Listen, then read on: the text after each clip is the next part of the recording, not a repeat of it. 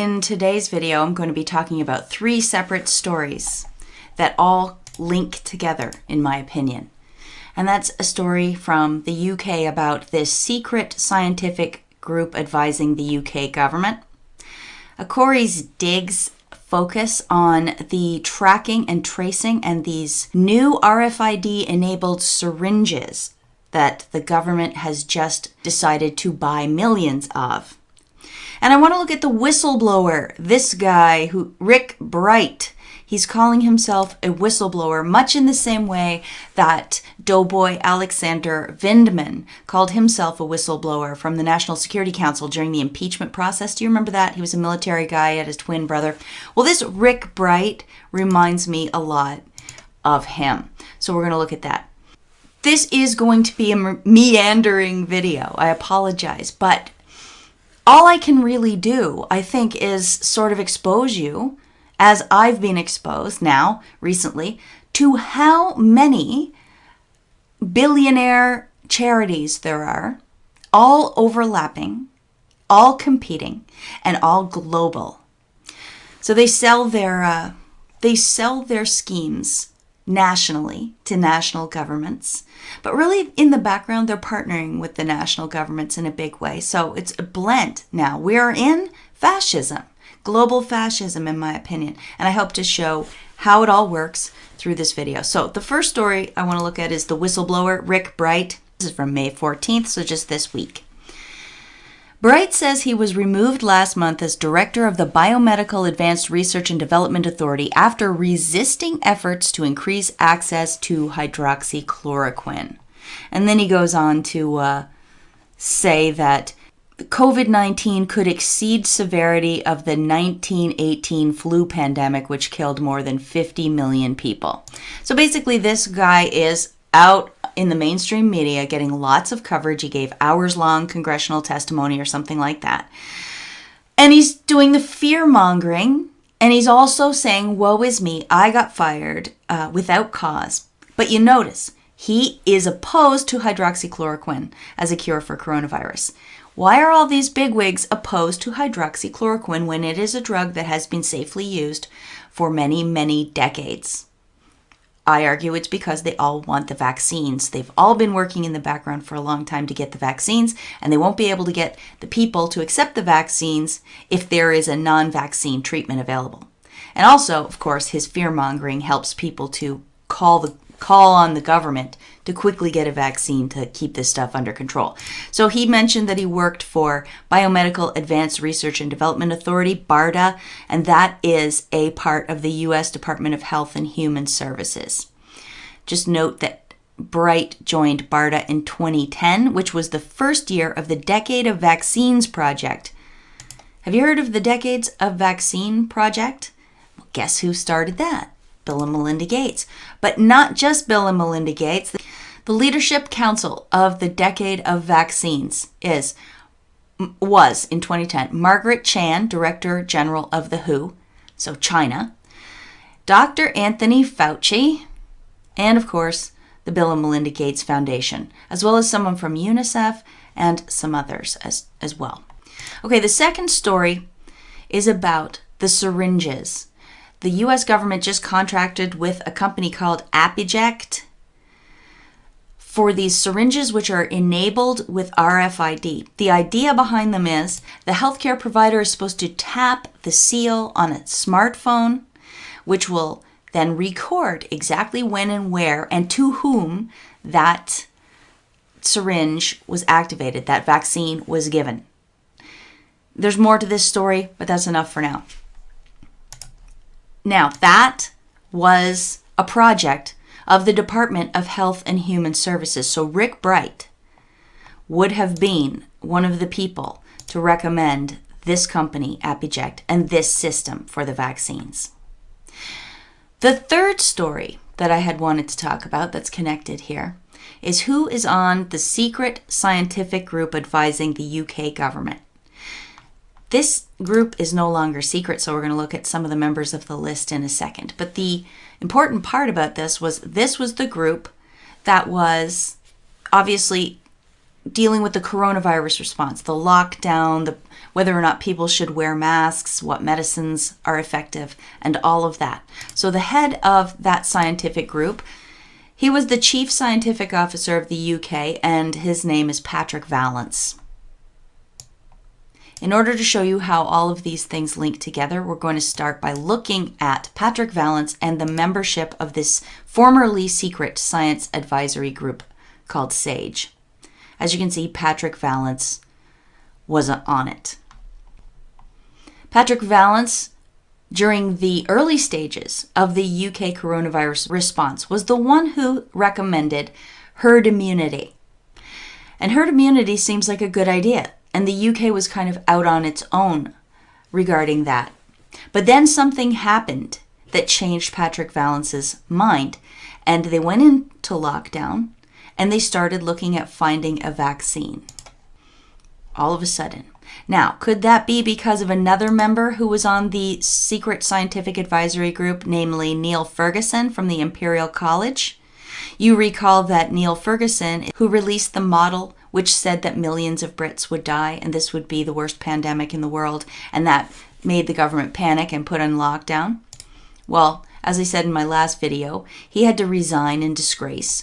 It was he went over to his lover's house in violation of lockdown orders. That's why they ostensibly fired him. But also they discovered that his models were terrible. They were so wrong. Quote, they were one of the most wrong. We can see that his model was wrong, in fact. Turning back attention to Patrick Vallance, who obviously took the advice given to him on this secret board, we see that before he became the UK's chief medical officer, he was at GlaxoSmithKline. That's a big pharma company, of course. In November 2017, GlaxoSmithKline announced that. They announced that he would be leaving to take up the position of chief scientific advisor to the UK government. What's interesting about the timing of that and the mention of GlaxoSmithKline is that in 2017, at the World Economic Forum, something called CEPI was formed. This is, of course, another vaccine partnership. It's the Coalition for Epidemic Preparedness Innovation in 2017. And that's the same year Vallance steps down. It's a partnership with his former drug company, as well as 5 other drug companies, the Bill and Melinda Gates Foundation, the Wellcome Trust, and 4 countries. Just to confirm, this is a document directly from CEPI, and it's saying that it was launched at Davos, which is World Economic Forum, in 2017. Continuing on, looking at Patrick Vallance, we see he too was a member of the World Economic Forum. Now, here's something that he wrote while he was a member there. Maybe he is still a member there. This is a disruptive new approach to research and development. He wrote this in 2016 when he was president of GlaxoSmithKline. And he wrote it in partnership with the chief science officer for Medicines for Malaria venture, which we will get to more in a second. They're talking about progress made in the battle against malaria. And they say Medicines for Malaria Ventures, a nonprofit organization, took open science a step further. Through the Open Access Malaria Box, MMV provides physical access to a diverse selection of 400 commercially available compounds. Access is free for scientists around the world as long as they agree to make the results of their research public. To date, the Malaria Box has been shared with more than 250 research groups in 30 countries around the world and has led to the initiation of several new drug discovery programs across a range of neglected diseases. So it reminds me of the CRISPR effort, where anybody around the world can get their hands on some serious medical compounds or chemical compounds, and they can just experiment with them as long as they publish their results. But I wonder who's to say if they're publishing the truth, who's to say what these are being used for, who's to say what that research for free has resulted in around the world. Who knows if it's all positive. Moreover, last year, regulators gave the green light to GSK's malaria vaccine. A world first, it is the culmination of 3 decades of research and unprecedented levels of collaboration between GSK, GlaxoSmithKline, the PATH Malaria Vaccine Initiative, and prominent African research centers. PATH, once again, is Bill and Melinda Gates. See the overlap? Why would a company give away its compounds for free? Why would they do that? They risk not being the company that develops the vaccine in the end, and then they've kind of lost their investment. It shows you, in my opinion, that we are not talking about normal corporate operation here, the way we grew up with it. We are talking about global corporate domination. They really are all one, because behind them lie these foundations, which is where the real money movement happens. Do you see what I'm saying? This is global. If all of these companies are sharing their wares with one another, you've got to clue in that this is not normal capitalism anymore. They keep mentioning this Medicines for Malaria venture was founded in Geneva, Switzerland in 1999. The board of directors of Medicine for Malaria venture includes people from the Bill and Melinda Gates Foundation, people from the World Health Organization and UNICEF, people from the Global Fund, which is also Bill and Melinda Gates, and even someone from Gilead Sciences. Isn't that interesting? Because Gilead is the company developing remdesivir. I call it remdesivir for my own reasons, which I'll explain in another video, I think. Also, one more member that is interesting here, Elizabeth Linder. She was a senior consulting fellow at Chatham House, and Chatham House is one of the 7 organizations that the Global Preparedness Monitoring Board commissioned to write a report, and the reports would eventually lead to Event 201 pandemic planning exercise. Also, Elizabeth Linder was the former communications and public policy associate at Google and YouTube and Facebook. Interesting. They want to keep the message, right? And what better way than to make sure that their boards are in compliance with the message of the pharma companies and the pharma-based non-governmental organizations. At their 20-year anniversary, Health Policy Watch had an interview with David Reddy, who's the CEO.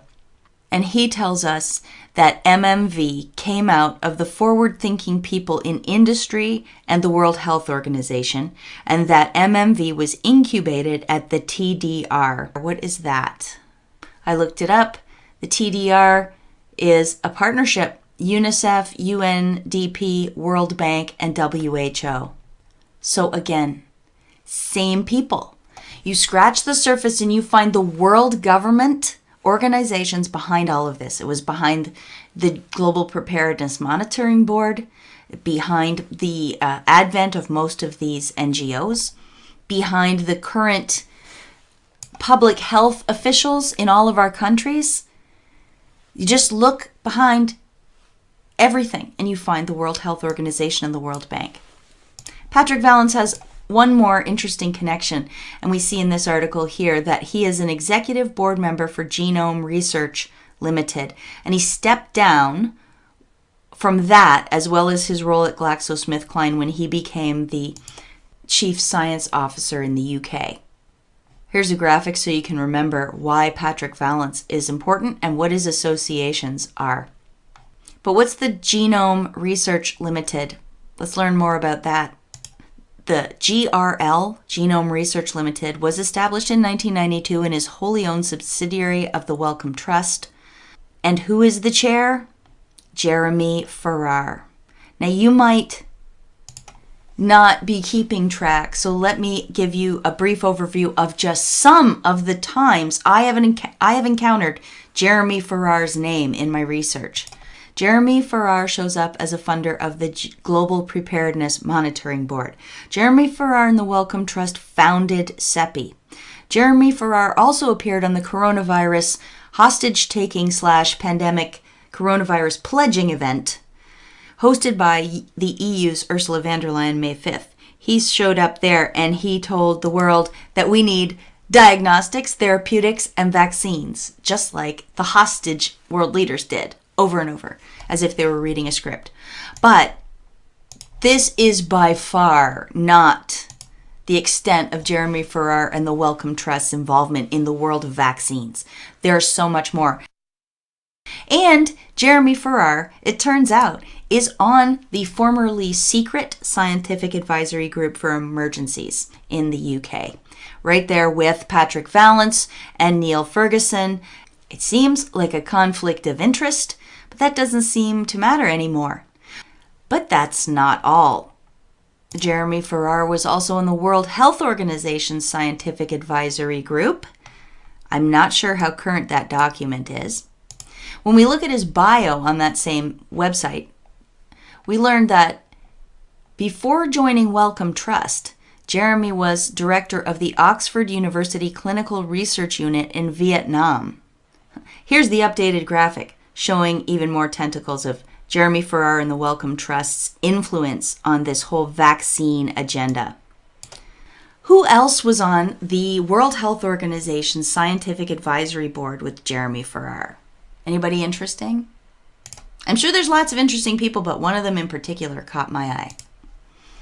And it's Rick Bright. Rick Bright, same guy.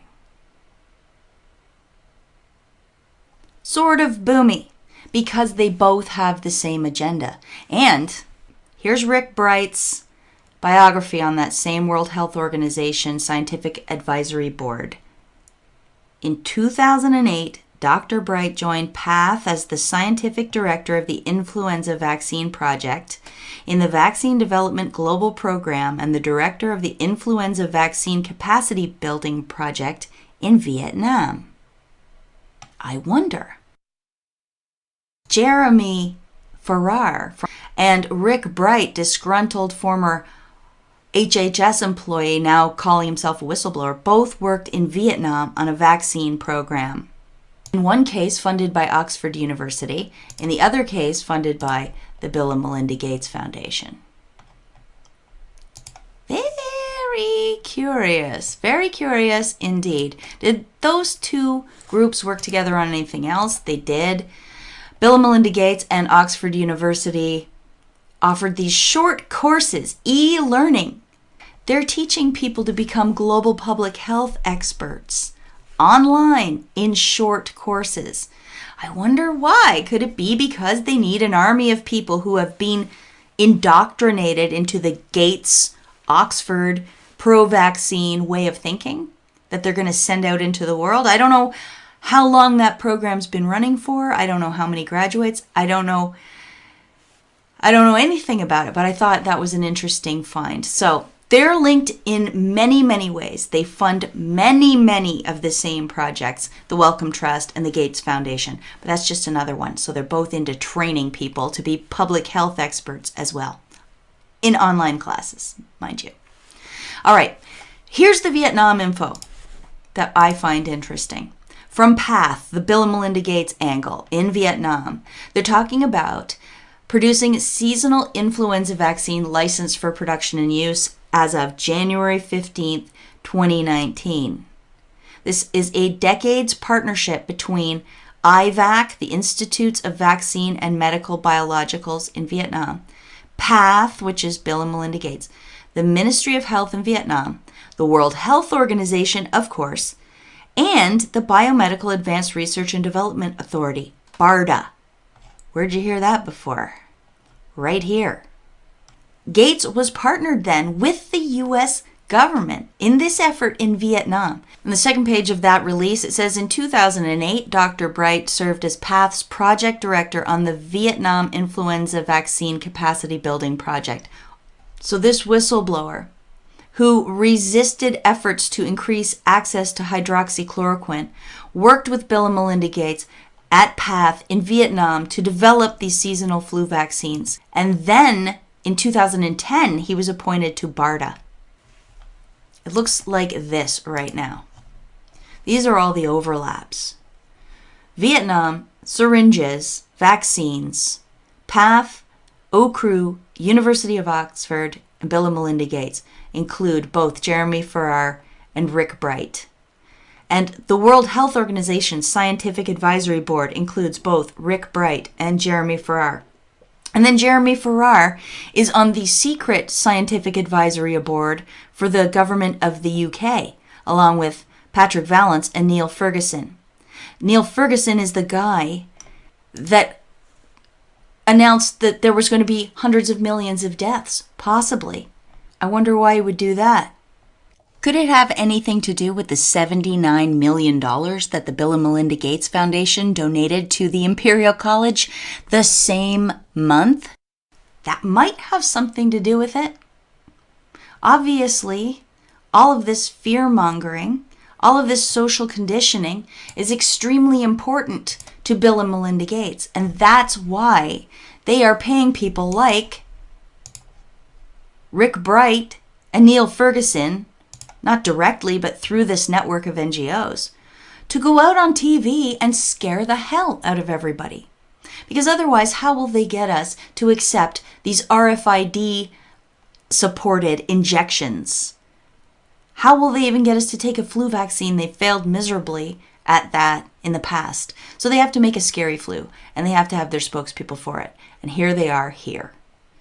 One thing I'll end with here that isn't directly related at all, but at least it's a piece of good news for you, is that the FDA has halted a Bill Gates coronavirus testing program. This came out on May 15th.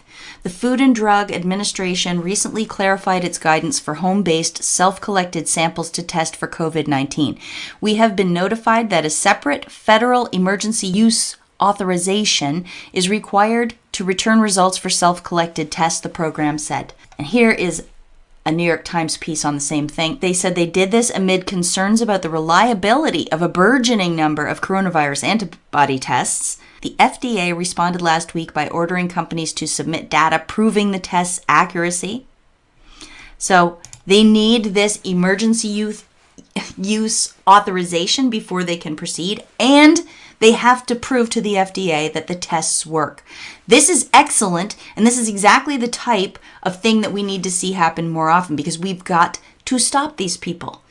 They are running their parallel universe, non-capitalist,